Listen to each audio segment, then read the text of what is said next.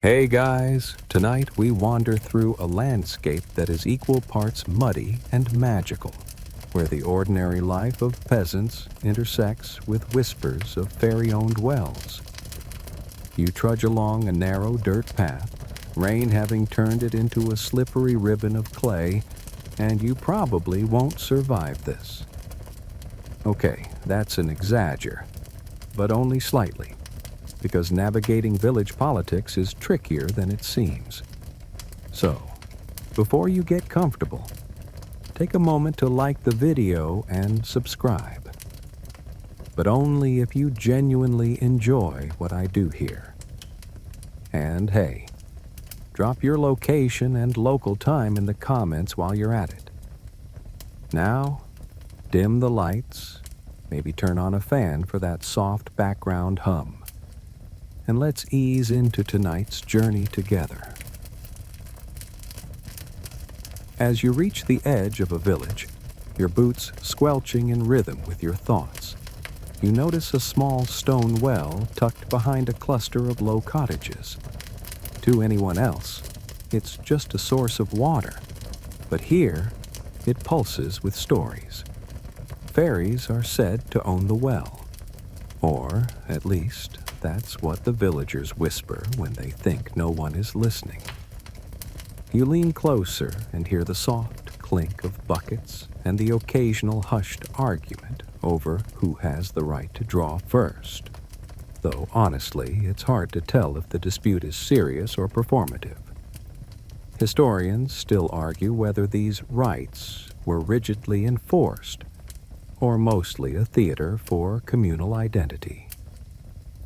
The air smells of wet earth and the faint tang of herbs someone left hanging by the well's lip, presumably to curry favor with its invisible tenants. Fringe accounts suggest some peasants even murmured apologies to the well's inhabitants after accidentally splashing water on their neighbors' feet. You might snort, but imagine living where every puddle is a potential diplomatic incident. Children dart around the well, tossing pebbles and squealing, convinced they see tiny glimmers of light dancing just beneath the surface. Adults cast sidelong glances, unsure whether to shoo them or nod politely at their own superstitions. Meanwhile, you realize that while this may seem quaint from your comfortable modern chair, for villagers, it was daily life. Negotiating water, safety, and the moods of beings most people can't see. Even the most mundane chore, filling a bucket, carries the weight of centuries of myth and negotiation. You squint at the well, half expecting to see a fairy's reflection ripple back at you. And in that moment, you understand why these wells were more than water. They were focal points of imagination, fear, and social order. One slip of etiquette, one forgotten charm, and a whole afternoon might be spent apologizing to a being you can't verify exists.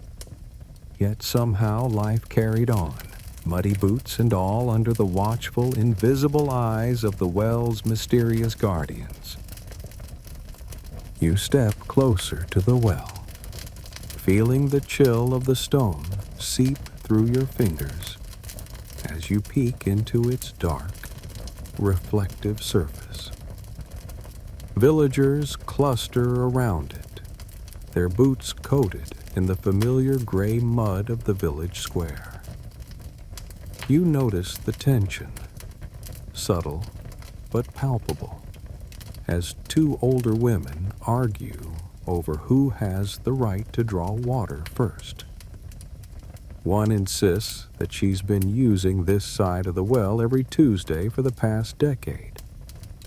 The other counters that a long-forgotten agreement allows her precedence. You can almost hear the mental tallying of years and days, a bureaucratic ritual dressed in superstition. Historians still argue whether these well-cue rules were strictly observed or mostly ceremonial, a way for communities to maintain structure without formal courts. A fringe account mentions a peasant who once marked the well's lip with chalk at midnight to claim first dibs on the next day's water. By morning, the chalk had disappeared, and the villagers murmured that the fairies had erased the claim in protest. You chuckle quietly, thinking about how a supernatural eraser could be far more effective than any village constable. In these moments, you realize that the line between practical dispute and enchanted intervention blurs completely. Nearby, a young man fidgets with a bucket, clearly trying to avoid taking sides. You notice how even mundane items, buckets, ropes, and ropes of herbs, carry symbolic weight. If you set your bucket down incorrectly or draw too much water too quickly, it could be seen as a slight against the fairies, or worse, against your neighbors. Ritual etiquette wraps around every motion like a thick fog, and you begin to appreciate why villagers were so deliberate in their gestures. You hear a whispered negotiation escalate into a quiet debate. Who gets the first scoop? And does a dropped coin entitle the other party to a turn? You watch a third party step in, offering a compromise. Let the well decide. And indeed, in some traditions, the villagers would toss a pebble and wait for the ripple's pattern to dictate the order. Fringe sources suggest some villagers even believed that the pebble itself carried a message to the fairy guardians. One more reason not to fumble the throw. As you linger, observing these tiny but intricate disputes, you notice how the well acts as both a resource and a courtroom, a gathering spot where minor grievances play out with ritualized decorum. Gossip flows with the water as much as the liquid itself, and every action is weighed for fairness, foresight, and, of course, supernatural approval. You can't help but admire the creativity of the villagers in transforming a simple chore into a socially rich, slightly magical dance. The air around the well hums with quiet anticipation, and you notice villagers clutching small charms, strings of herbs, or scraps of paper folded into triangles. These aren't for decoration. They're curses and blessings, carefully deployed to influence fortune. A woman leans over, muttering a tiny incantation as she dips her pail into the dark water. Some say that water drawn under the right lunar phase could heal a mild fever or bring good luck to crops. Fringe accounts even claim that sprinkling a drop on a loved one's doorstep could encourage affection. You shake your head slightly, half in amusement, half in disbelief. Historians still argue whether such practices were widespread or more of a storytelling flourish later recorded in manuscripts. A boy darts by, dangling a sprig of dried chamomile over the well. He whispers a playful curse on the baker for selling stale bread yesterday. The adults, busy with their own rituals, don't intervene, but a few smile knowingly. You can't help but marvel at how deeply ingrained this sense of enchantment is.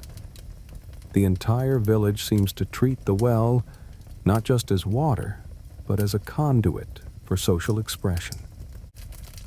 Even a light-hearted charm or minor curse carries weight, reminding everyone that small gestures can ripple outward in unexpected ways. You lean closer, intrigued by the faint odor of wet moss and the metallic tang of water. The charms, often pinned to the well's edge, are evidence of an unspoken agreement. The well is alive with intent. One fringe tale recounts a farmer who left a coin under a willow branch near the well as a bribe for a particularly stubborn fairy. He awoke to find the coin gone and his livestock mysteriously calmer. You chuckle, picturing the farmer's half-confused, half-relieved grin. Even the debates themselves have ritualistic precision. Who gets to speak first? Which charm should be applied? In what order? These are governed by customs that blur superstition with civility. Villagers move with deliberate care, avoiding missteps that might offend either neighbor or spirit. And you realize that, while it seems quaint to you, in this microcosm, etiquette and magical precaution are two sides of the same coin. Historians still argue whether these practices influenced later folklore or if they were just isolated quirks of individual communities. As you stand there, watching a woman sprinkle water over the well's lip while murmuring a gentle blessing for rain, you sense a rhythm to it all. The charms, the whispers, the minor curses, they're not just superstitions. They're a language of the village, subtle, pervasive, and entirely human. And in that subtlety, you begin to see the quiet genius of a people who made magic out of necessity, mischief, and a little bit of hope. The sun climbs toward its zenith, and you feel the warmth of midday press against your shoulders, carrying with it a peculiar sense of anticipation. Villagers pause in their chores to glance toward the well, eyes squinting for glimpses of tiny glowing figures said to appear only at noon. Some insist they've seen wisps of light dancing just above the water's surface, flickering like lanterns too small for human hands. You lean forward, half expecting to spot a miniature figure waving at you. Historians still argue whether these visions were genuine sightings, optical illusions caused by sunlight on rippling water, or simply imaginative storytelling passed down through generations. A fringe account tells of a tailor's apprentice who swore he saw a tiny fairy balancing on the well's lip, pointing insistently at a crooked bucket handle as if offering a correction only he could understand. He claimed it nudged him toward perfection in his craft, though villagers mostly rolled their eyes. You smirk at the image, picturing this miniature supervisor inspecting stitches, and realize how folklore can intertwine with daily life to create a kind of social accountability that no official law could enforce. Children continue their playful antics, running circles around the well and claiming they can mimic the fairy's motions. Their laughter rings through the square, mingling with the soft clatter of bucket chains. Adults observe with subtle amusement, sometimes adding their own corrections to the pretend choreography. The well becomes a stage where human imagination and superstition meet in midair, where even the smallest gestures, tilting a bucket, leaning over the edge, can carry meaning. You notice a middle-aged man muttering quietly to himself, recounting last week's argument over a dropped ladle. He gestures toward the water, insisting the fairies had influenced the outcome of the dispute, rewarding one party while admonishing the other. Fringe sources hint that some villagers even left miniature clothing as offerings to the fairies to sway their judgments. Historians still argue whether these practices were common or simply eccentricities exaggerated over time. As you linger, it becomes clear that the well's magic, whether real or imagined, orchestrates a rhythm in village life. Midday is not just a temporal marker, it's a ceremonial hour when stories, disputes, and play converge. You breathe in the scent of wet stone and warm earth, feeling the hum of anticipation that colors every glance, every gesture, and every whispered conversation. For these villagers, the well is not just a source of water, but a mirror reflecting their hopes, fears, and whimsical imagination, a quiet, glowing heartbeat at the center of their day. The well isn't just a source of water. It's the village's unofficial social hub. You trudge across the muddy square, boots squelching, and notice neighbors leaning against its cool stone, exchanging news that travels faster than any courier. A shepherd tells a story about a missing goat, while the baker whispers of a rival's new bread recipe, and you realize the well has become a stage for gossip as much as a fountain of sustenance. Historians still argue whether such gathering spots actually facilitated community cohesion or merely amplified petty quarrels.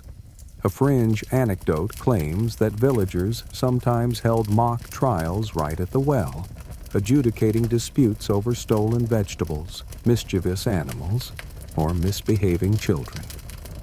A wooden bucket might serve as the judge's podium, while a circle of peasants murmured like an audience at a theater. You smile at the absurdity of it, picturing an impromptu courtroom where the evidence consists of mud prints and overheard whispers. It's strange, but also oddly endearing. Children run along the edge, tossing pebbles into the water, sending ripples that glimmer in the sunlight. You notice how even these small actions hold social significance. Who retrieves the pebble? Who counts it? And whether the ripple counts toward someone's claim for the next turn at the well. Fringe sources suggest that villagers even believed a well's mood could be read in the patterns of these ripples, a form of augury as serious to them as any royal decree. You see a trio of women huddled together, quietly debating who will fetch water for the evening meal. One insists she must go first because her mother's charm was applied yesterday. Another retorts that tradition dictates a rotating order. You lean back and listen as the debate unfolds with subtle gestures, polite interruptions, and whispered appeals to unseen forces. The well mediates not only access to water, but also access to respect, social standing, and a shared sense of ritual. By now, you understand the layers of interaction surrounding this simple stone well. Each conversation, every small dispute, each playful action resonates with unspoken rules, invisible spectators, and perhaps a sprinkle of magic. You feel the weight of centuries of tradition pressing gently on your shoulders, and you begin to sense that the well is more than just stone and water. It's the heartbeat of a village, quietly orchestrating the rhythms of daily life, laughter, and whispered disagreements alike. As twilight approaches, the village quiets, and you notice subtle preparations around the well. Small offerings, crumbs of bread, a sprig of rosemary, a thimbleful of milk, appear on its edge. The villagers insist These are for the fairies, left with hope, respect, or perhaps a little guilt. Fringe accounts describe entire miniature feasts appearing overnight. Tiny plates, cups, and even a folded napkin, vanishing by morning as if spirited away by invisible diners. You can't help but grin at the image of a well-fed fairy family nibbling on breadcrumbs while you sip your evening tea. Historians still argue whether these rituals were genuine devotion, playful superstition, or a blend of both. You bend down, smelling the faint sweetness of the offerings mingling with damp stone, and notice a child carefully placing a tiny coin beside a sprig of lavender. The gesture is deliberate, almost ceremonial. Nearby, an older woman hums a gentle tune, whispering thanks for a good harvest. The ritual is both intimate and communal. Everyone participates in small ways, aware that even the smallest gesture might be noticed by unseen eyes. A fringe tale tells of a fiddler who claimed the fairies danced along the water's surface during these offerings, leaving faint prints of tiny feet that no human could measure. You imagine the scene, a silent banquet with ghostly dancers swirling in harmony with the moonlight. Villagers share these stories in hushed tones, blurring the line between reality and imagination. And you can't help but feel that magic isn't so much about defying physics as it is about shaping perception and experience. The well transforms at night into a theater of subtle interactions. People arrive in pairs or alone, whispering charms, leaving offerings, or simply watching the water as if waiting for acknowledgement. You notice a man chuckling quietly, remembering a prank he once played, leaving a thimble of honey and claiming it was for the fairies' midnight snack. Some fringe observers suggest that these small acts of humor were part of the ritual, a way to engage with the fairies' personality, rather than merely appeasing them. As you stand in the dimming light, it becomes clear that the well is not just a utility, but a stage for imagination, social connection, and careful observation. Every ripple, every whisper, every tiny offering carries layers of meaning, some tangible, some ephemeral.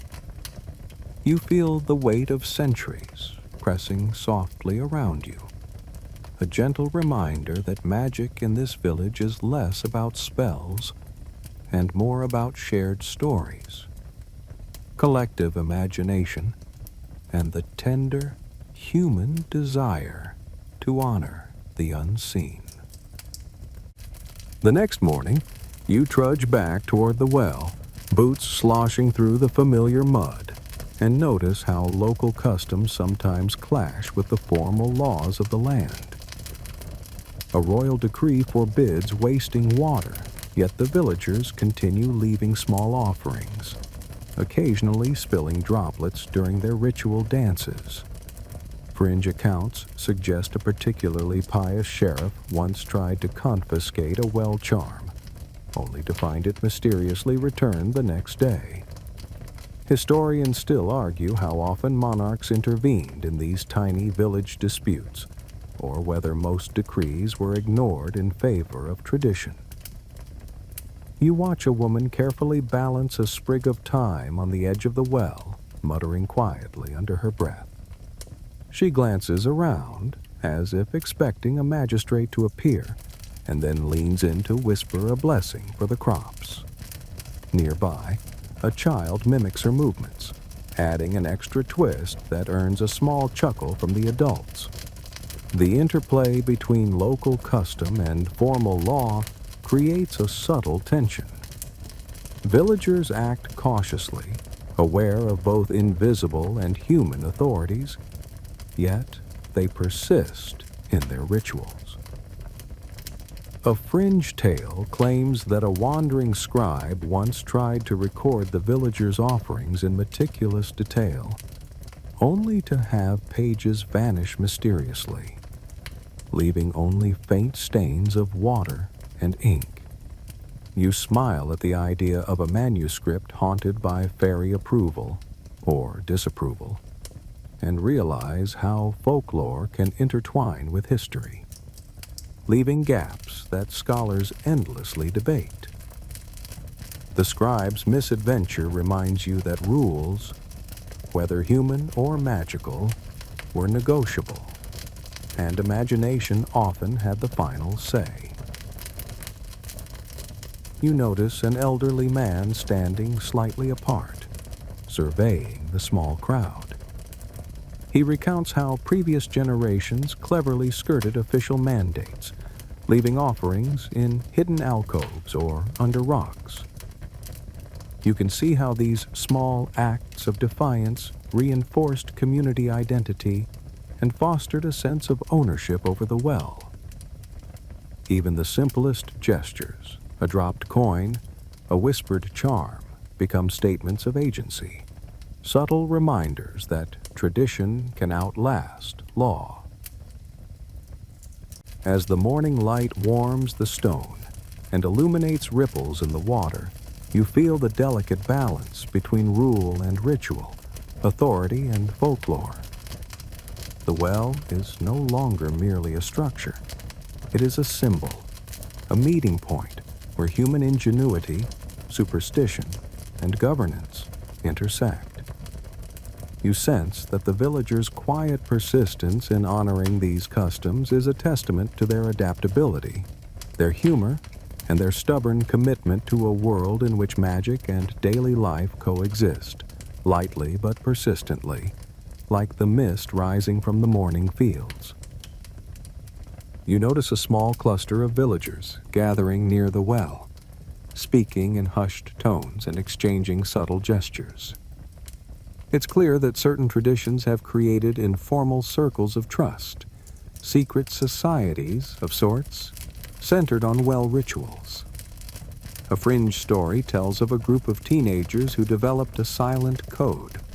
A tap on the bucket meant all clear, while a tilt of the pail indicated don't draw yet. You can't help but admire their ingenuity. Historians still argue whether such informal gatherings were precursors to guilds or simply playful improvisations among bored youths. A woman leans in to explain to a newcomer which charms to place and in what order. You notice the care with which she demonstrates the ritual, as if passing along sacred knowledge.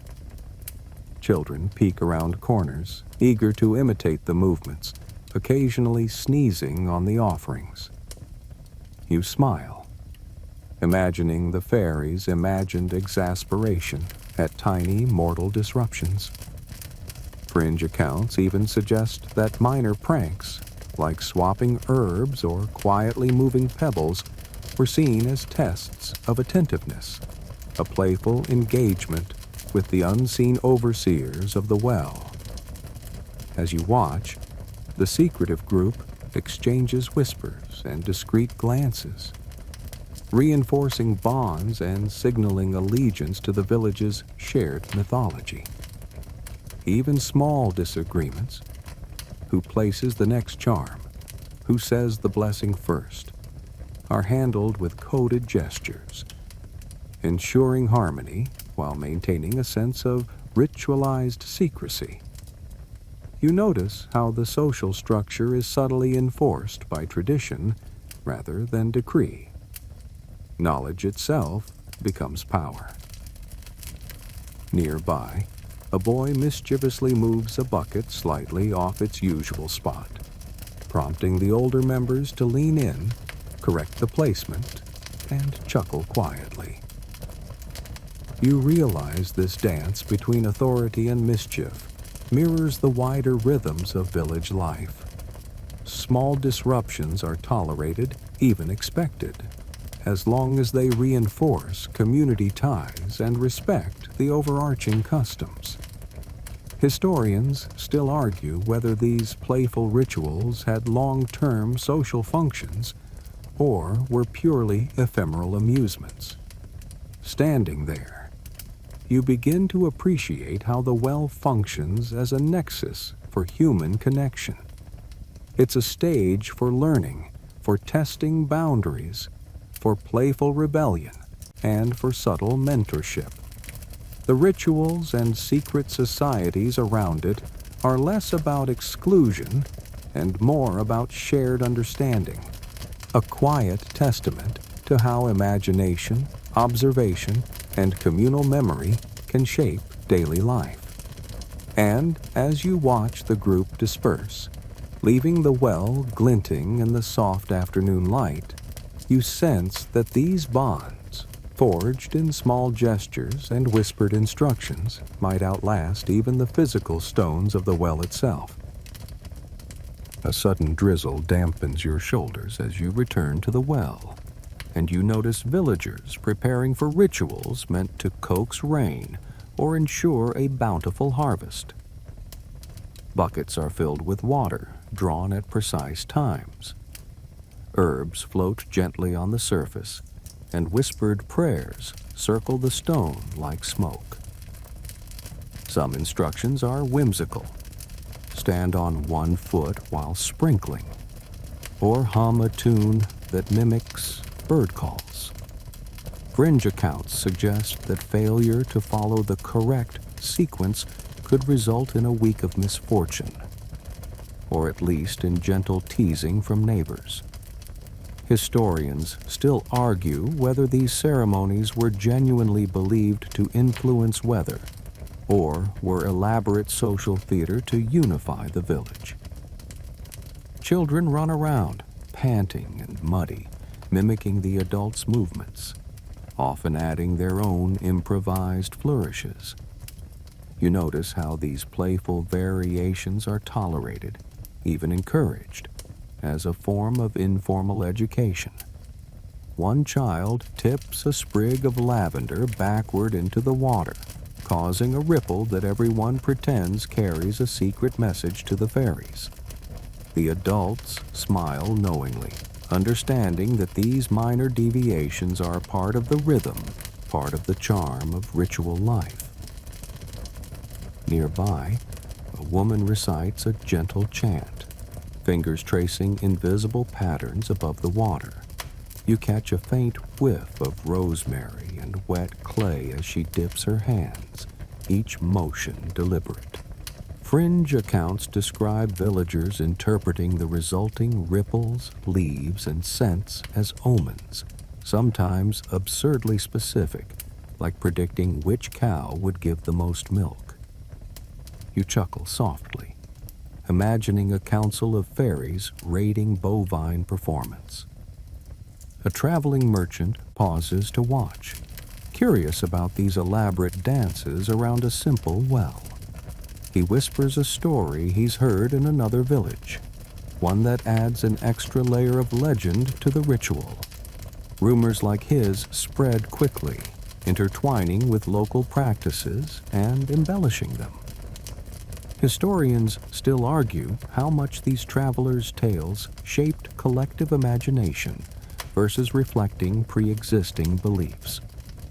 As the drizzle lightens, you realize that these rituals, though seemingly nonsensical at first glance, serve as social glue.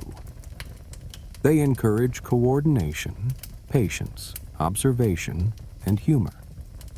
Every gesture, every misstep, and every improvised addition is part of a living, breathing tradition that ties the villagers to the land, to each other, and to a playful sense of the unseen.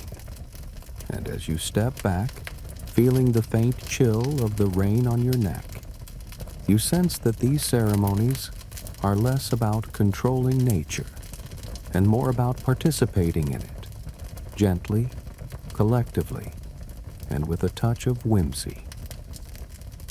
The well seems quieter now, but the village's rumor mill is alive and buzzing.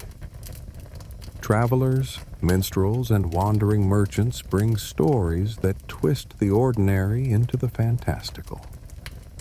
You watch a young man recite a tale he claims to have heard in a distant town about a well that once turned a mischievous goat into a miniature fairy overnight.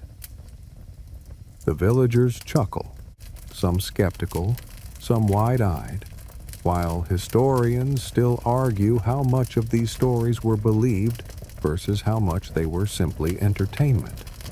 Fringe accounts even suggest that these rumors could influence actual behavior at the well, prompting extra charms or cautious gestures from the superstitious. You notice a troop of children mimicking the tale, tossing imaginary goats into the water and bowing to the unseen fairies. Their laughter rings through the square, merging with the soft hum of water lapping against the stone. It's a small, living theater where rumor and tradition collide, creating a shared cultural experience that ties together generations. You can't help but think of the traveling storytellers as both mischief makers and custodians, sprinkling exaggeration to keep the villagers' imaginations sharp. Nearby, an elderly woman comments on a merchant's tale, shaking her head at the absurdity, but also nodding in subtle acknowledgement that some kernels of truth might be hidden in exaggeration.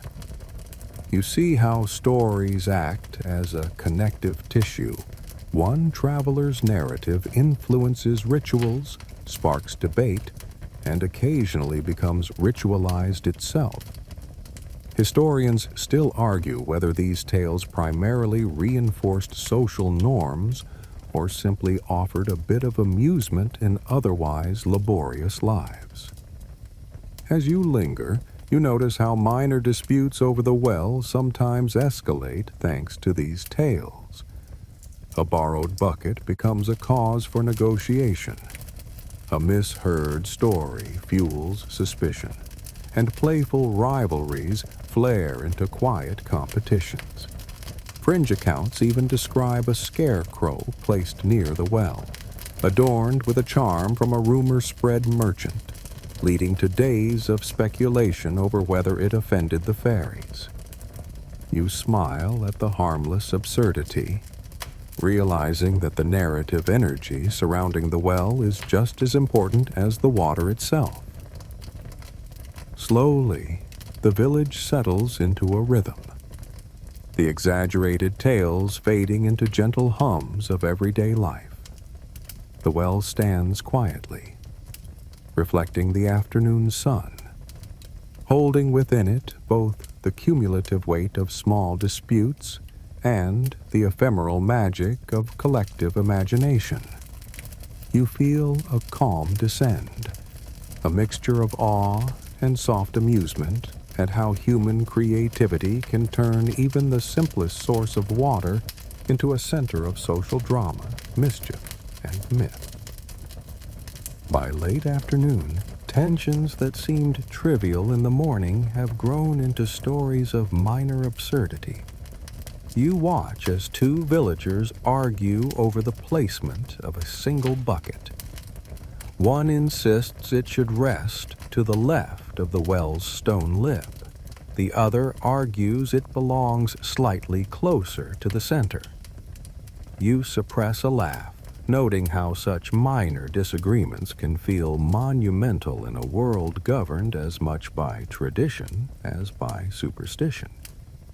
Fringe accounts tell of a scarecrow being drafted as a mediator during one such quarrel, dressed in leftover garments and tiny charms to placate the well's unseen guardians. Historians still argue why villagers sometimes treated inanimate objects as authorities in disputes. Was it symbolic, psychological, or just plain whimsical. You notice the subtle choreography of negotiation. Nods, exaggerated sighs, and small gestures designed to indicate agreement without conceding too much ground. Nearby, a child sneaks a pebble into the bucket, prompting a ripple that both parties interpret differently. One sees it as mischievous interference, the other as a sign from the fairies nudging them toward compromise. The well functions as both arbiter and stage, its water reflecting not only sunlight but the complex social dynamics swirling around it. A fringe story recalls a particularly dramatic disagreement that lasted hours. A borrowed ladle, an unintended splash, and accusations that the fairies had clearly chosen sides. You imagine the scene: villagers pacing, gesturing, occasionally consulting an imaginary jury of spirits. The absurdity is tempered by ritual. Everyone understands the rules, even when they bend in unexpected ways. You chuckle at the creativity involved in these legal maneuvers, realizing they reveal as much about human psychology as about supernatural belief. As you linger, it becomes evident that these minor conflicts serve a larger purpose. They provide an outlet for energy, a space to rehearse negotiation, and a subtle reinforcement of communal norms. Even the most ridiculous quarrels over a scarecrow, a bucket, or a pebble reflect a deep human need for fairness, acknowledgement, and shared ritual. Historians still argue whether such disputes helped preserve community cohesion or merely provided colorful anecdotes for later chroniclers. By evening, the quarrels settle, laughter resumes, and the well returns to its quiet, reflective state. You realize that the petty arguments, infused with ritual, charm, and imagination, are woven into the very fabric of village life. They are reminders that human creativity, even in its smallest gestures, can turn mundane objects into instruments of social order, humor, and gentle chaos, all under the watchful eyes of fairies, real or imagined. Night falls, and the village moves into a softer, quieter rhythm. You notice villagers approaching the well with gestures of reconciliation, leaving small offerings and whispering apologies into the still night air. A woman places a sprig of rosemary carefully beside a dropped coin, murmuring a gentle blessing to soothe any lingering tensions. Fringe accounts suggest that even the well itself could seem to respond, its surface rippling in ways interpreted as approval or gentle forgiveness. Historians still argue whether these nighttime rituals genuinely reflected belief in supernatural oversight or were more about social closure after a day of minor disputes. You lean closer, inhaling the damp scent of stone and herbs, and notice how deliberate every motion is. Fingers trace patterns over the water, small gestures signaling contrition, respect, or an invitation to camaraderie. Children creep up silently to add their own tiny offerings, learning from adults how to negotiate not with words alone but with ritualized care. You can almost hear the fairies chuckling in imagined delight at the meticulous human theater unfolding. A fringe tale tells of a farmer whose disagreement over a bucket ended with him leaving a miniature loaf of bread at the well's edge. The next morning, he claimed to find it gone, though no human could have taken it. He smiled, convinced the well, or its unseen residents, had accepted the apology. You chuckle at the blend of superstition and human psychology, realizing that such rituals helped transform irritation into reconciliation. giving minor disputes a ceremonial closure. As you linger, observing the quiet gestures, it's clear that these reconciliations are more than habit. They are lessons in patience, empathy, and subtle negotiation. Villagers leave the well with a sense of restored balance, the imagined gaze of fairies guiding their awareness. Fringe observers note that the mood of the well often sets the tone for the next day, a playful acknowledgement of the continuity between night and morning, action and consequence. Standing back, you see how these gentle rituals, small offerings, and whispered apologies form a continuous thread through village life. They provide resolution, reinforce social bonds, and preserve the magical rhythm that turns a simple stone well into a living heart of the community. Even in the absence of real magic, the act of honoring unseen forces teaches mindfulness, patience, and a shared humanity that echoes quietly through mud-slick streets and candlelit homes. The village now rests under a sky dappled with stars, and you walk slowly past the well, sensing the quiet resonance of centuries of stories embedded in its stone. Even after disputes have ended and offerings have been claimed by morning dew or curious animals, the well continues to hum with memory. Children sleep dreaming of tiny lights. Adults recall whispered arguments and reconciliations, and you notice how the legacy of these wells lingers in every corner of the village. Fringe accounts suggest that long-forgotten rituals still echo in secret, leaving subtle traces in gardens, doorways, and even the patterns of leaves on the ground. Historians still argue whether the persistence of these stories influenced broader folklore or remained a local charm, treasured yet isolated. You pause, imagining the well as a nexus where imagination, human behavior, and superstition converge. It has borne witness to centuries of negotiation, minor squabbles, playful pranks, and solemn offerings. Every pebble tossed, every whispered charm, every carefully balanced bucket has contributed to a living tapestry that blends the mundane with the magical. You see that the villagers' careful rituals, whether guided by fear, respect, or whimsy, have become a form of cultural memory, carrying stories that teach, amuse, and occasionally perplex those who encounter them. As you lean closer to the cool stone, you recall the tiny feasts left for invisible guests, the playful disputes over buckets and pebbles, and the careful choreography of charms and blessings. Even without visible fairies, the act of participation fosters mindfulness, patience, and a deep sense of connection. Fringe narratives hint that some villagers even dreamed of the fairies at night, offering counsel in miniature visions that guided their decisions at dawn. The well, in all its simplicity, has become a symbol of community, imagination, and gentle ritual. You feel the weight of countless small gestures converging into a quiet, enduring presence.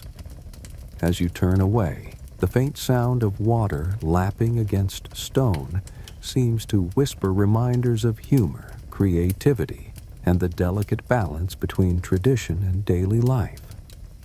You trudge home slowly, boots coated in mud, heart lightened by the gentle absurdity and enduring magic of a world where even the smallest stone well can hold centuries of human curiosity, care, and imagination.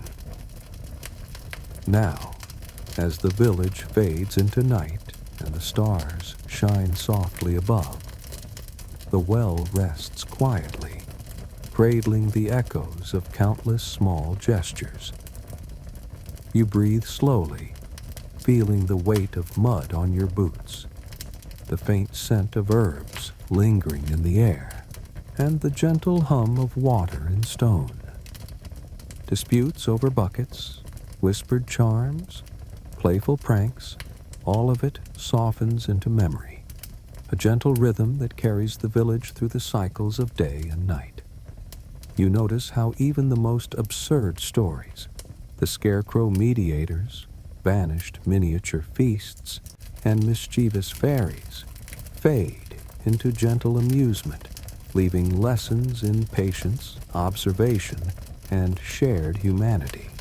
The magic lies not in the reality of fairies, but in the community they inspired, in the care with which each ritual is performed, in the laughter and subtle apologies exchanged by neighbors. Walking slowly past the now silent well, you feel a calm settle over your shoulders. The water reflects the moonlight, shimmering like a mirror to centuries of small, meaningful actions. Even the faintest ripple seems to whisper reassurance that the mundane can be magical, that imagination can turn ordinary stone and water into a center of life and connection. And as you finally settle down, boots washed and hands warm, you carry with you a sense of quiet joy. The village, the well, and its unseen guests fade into soft memory, leaving only the gentle heartbeat of ritual, tradition, and human creativity. Let your thoughts drift with the ripples. Let your mind float free of quarrels, and rest, knowing that even the smallest stories can hold enduring magic.